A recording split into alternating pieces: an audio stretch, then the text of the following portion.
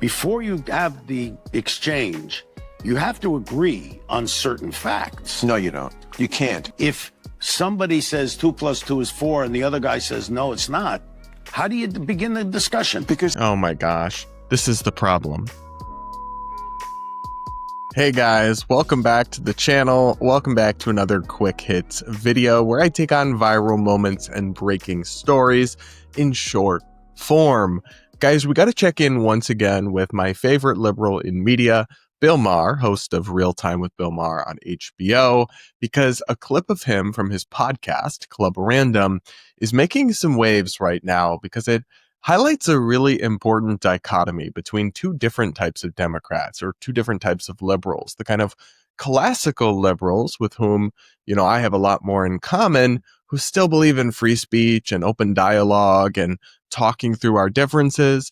And then the more toxic, woke progressives who really don't even know how to have a conversation anymore. And in this case, in this clip, that's embodied by the left-wing actor Rob Reiner, who Maher had on his podcast, and they sparred over this very question. We're going to take a look, settle in, make sure to subscribe, hit the like button, yada, yada, yada.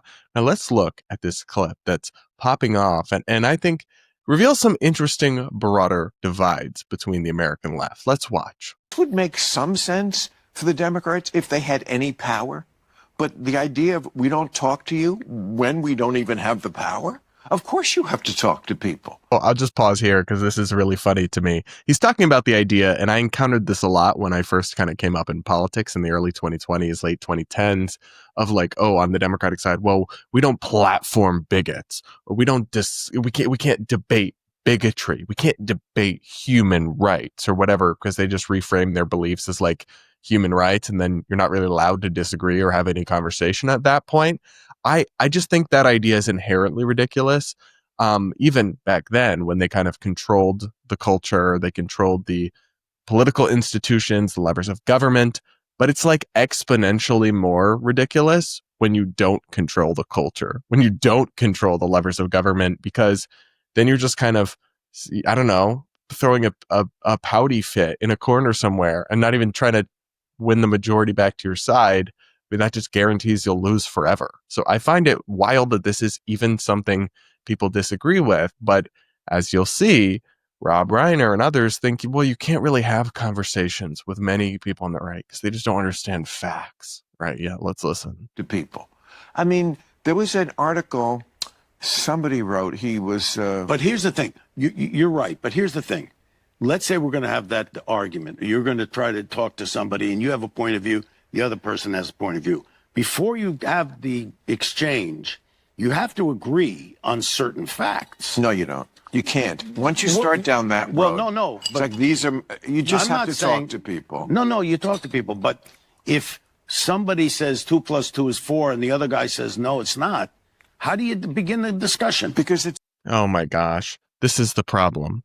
They do this. They convince themselves that dialogue is worthless unless you can agree on basic facts, and then their opinions are just the basic facts, or they ignore the ways in which their side does not have a grasp of basic facts.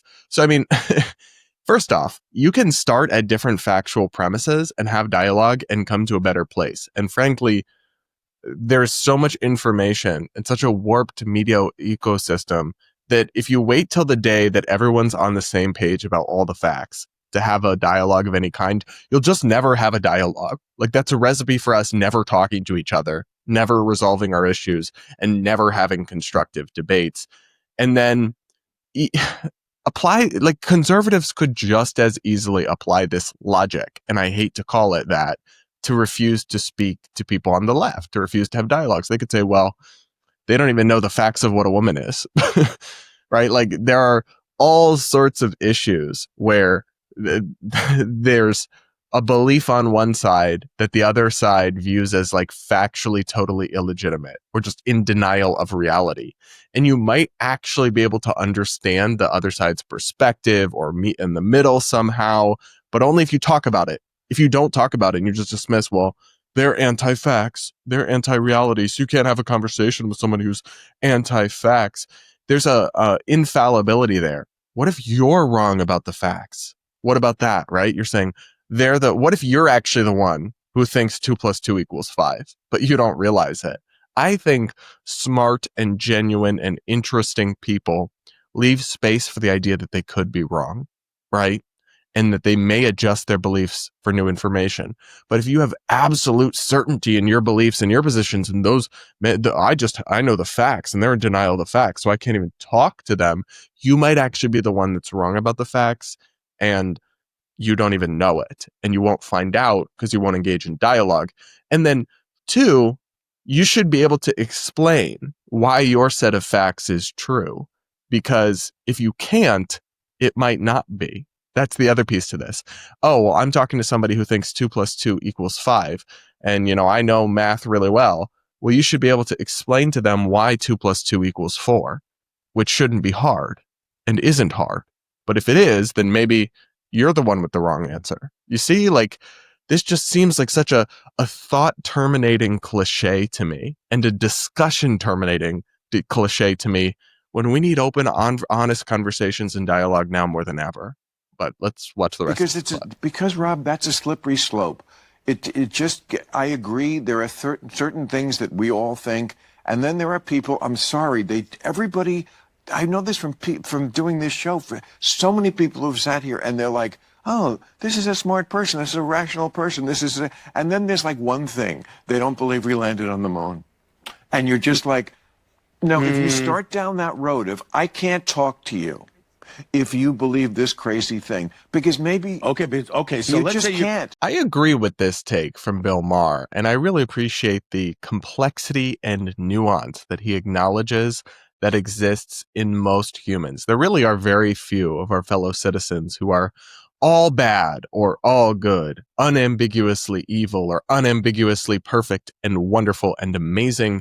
And frankly, I'm not sure, because the issues that divide us are very complicated. The world we live in is very complicated and nuanced.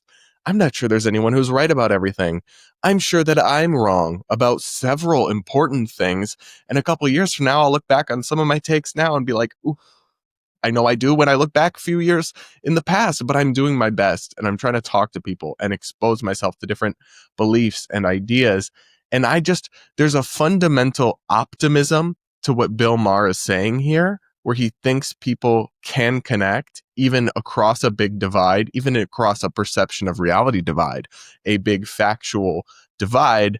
And then there's like a fundamental pessimism to what Rob Reiner says, where he's like, oh, some people just can't be reasoned with. They're too ignorant. I don't believe that. Obviously, some people you won't be able to get through to them, but some you will, even if they are like really, really far gone.